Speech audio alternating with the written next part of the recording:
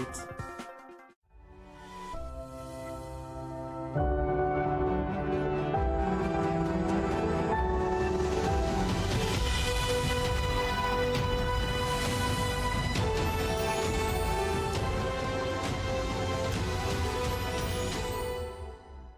Let me start by talking to you about something that has captured the headlines overnight, and I know you've spent a large part of your day clarifying that.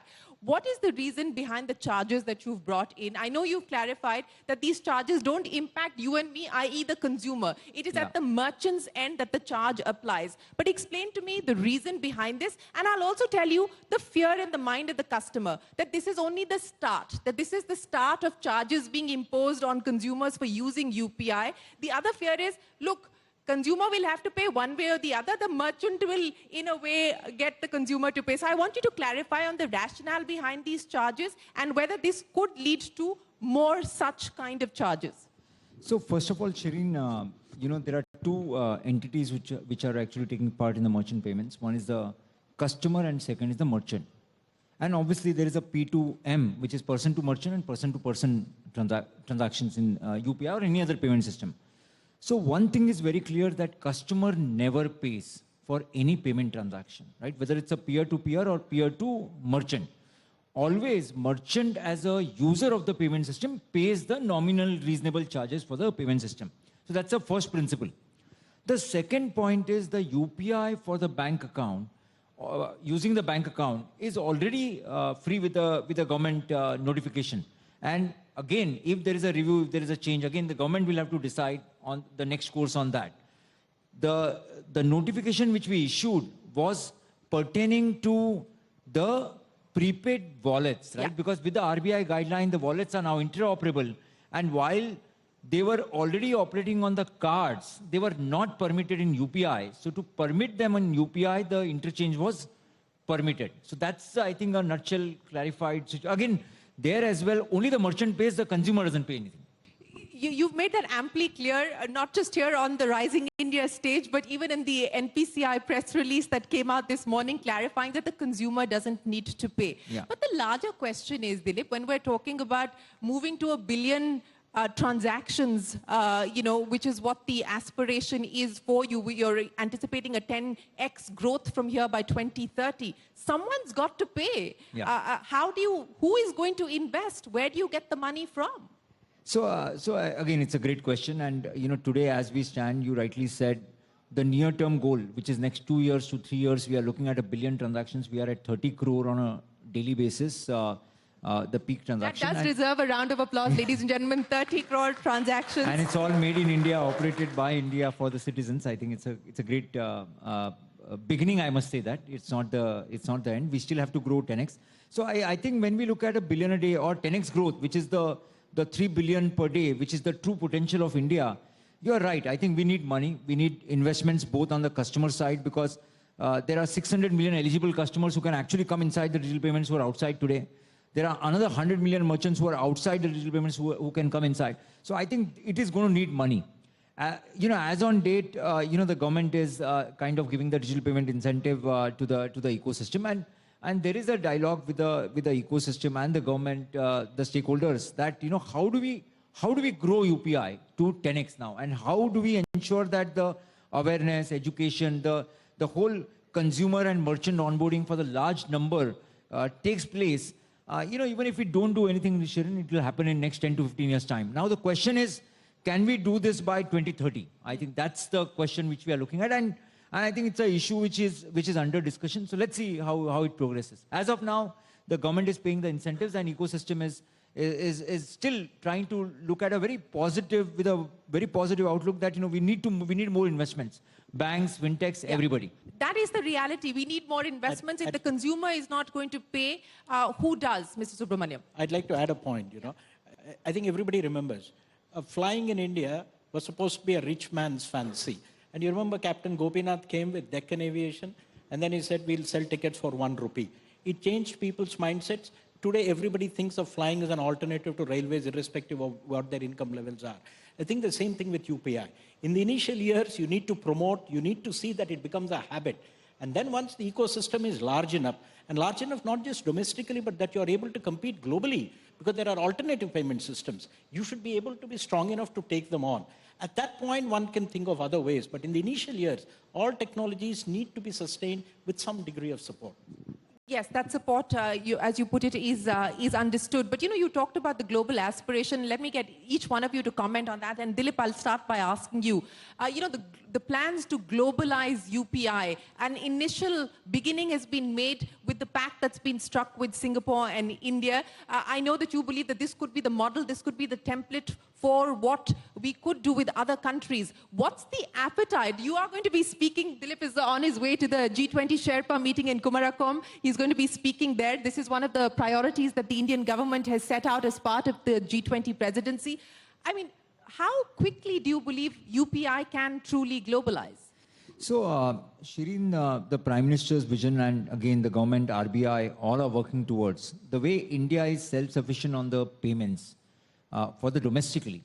I think next 10 to 20 years time, a long vision is to be self-sufficient on the cross-border pipes as well. And it's a time-consuming process, but the beginning has been made with the Singapore-India corridor.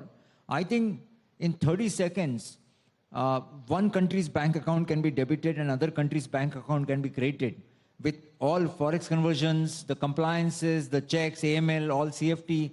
I think the Singapore model has given that confidence to the world in my assessment that in 30 seconds, two bank accounts in two different countries can transact.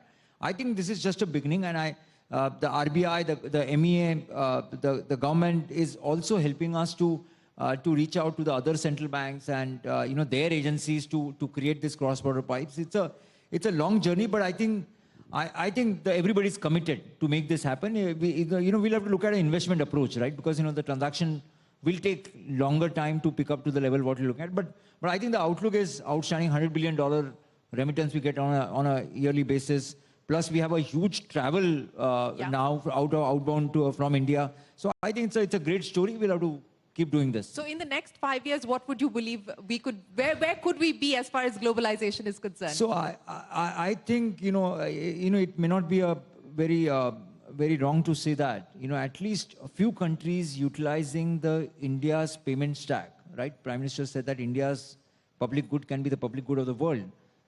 Similarly, having the cross-border pipes with at least 15 top countries out of 30 to have the self-sufficient cross-border pipes to process remittances and payments. Well, that's a vision we are looking at. Well, it's not going to be an easy road, as you know. Absolutely. But that is the vision, and it's an aspirational vision. Is that Mr. Subrahmanyam, since we're talking about what is going to be the next layer of innovation, especially in the context of the priorities of a development state, accountability, efficiency, transparency. Where do you believe we currently stand on that front? And how important do you think it is going to be in this era for India to really have a robust law, data protection and data privacy law, which we don't currently? I think on the data protection law, you've seen the statements of the minister. I think the act is in the final stages. I think probably in the monsoon session, you'll have the act coming up. They've had public consultations. I think it's a forward-looking act, and I think the concerns of industry as well as stakeholders have been taken on board. So I think that's something that's going to be coming up. I think the biggest thing they're going to keep in mind that India is a great provider of digital technologies and software around the world, and so we shouldn't harm that either. So I think as one reads it and one is privy to some of the discussions that are going on, we will have a forward-leaning data protection law, which will also ensure that our existing businesses which are there in the country, and India is a major services producer, both domestically and internationally, that without that being heard, adequate data protection is there for the individual. Coming back to the other question, where do you see the development trajectory going, etc.? I will limit myself again to digital public infrastructure. I think this is one area where India is actually playing the role of a disruptor globally. And I think that's very important. We could have flown along with the tide and then done what everybody else is doing. I think it's very interesting that India is actually poking its nose, creating waves, breaking up existing patterns, creating new architectures, which is allowing our own firms to piggyback on that public architecture and come up with new solutions, new technologies, new applications. Give me examples of this poking nose disruption that you speak of. It's very clear. I mean, I will begin one by one. Look at Aadhaar, the identity. I mean, the day is not far away when we're going to sell Aadhaar as an identity globally. I mean, it is quite possible to do that. We already have, I think, about 7 to 8 crore people outside India who use digital identities using our work. So I think this is going to, and instead of having 200 passwords, I mean, this could be a digital identity. Estonia is probably selling digital identity globally, but they're in a couple of million. Look at our size and scale, and we have proved that it works. Look at what UPI is doing. I mean, I'm actually a bit more ambitious than NSPCL in the sense that when I'm not going to look at it as something which is just cross-border, 30 countries or 15 countries. I foresee this as a major challenge to what existing financial transaction systems globally are. This is going to be a threat to SWIFT. This is going to be a threat to other payment systems around the world.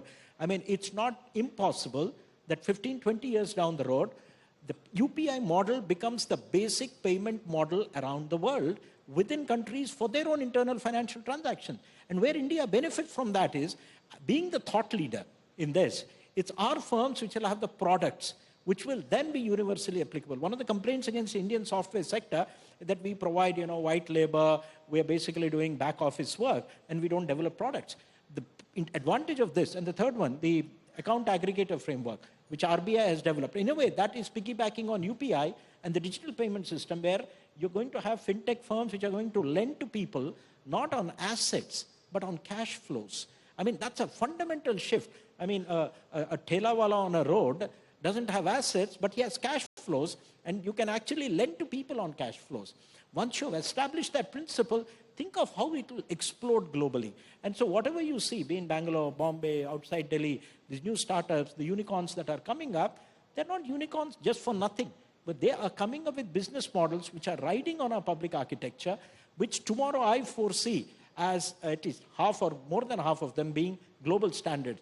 And building on what NSPC UPI is doing, what India should be doing is, after having established the proof of concept on scale in India, we need to set global standards. And the day that happens, you will see that Indian standards means more Indian created stuff, be it products or technologies spreading around the world. I think that's the game of the future. Are we going to get into standard making? And I think we are on the way, and that's where the G20 will help. Well, gentlemen, it's been an absolute pleasure. Thank you very, very much for joining us here at the Rising India Summit, for giving us a sense of what the government's priorities are when it comes to digital India. Ladies and gentlemen, a big round of applause for Mr. Subrahmanyam as well as Mr. Rajaraman. Thank you very much for your time.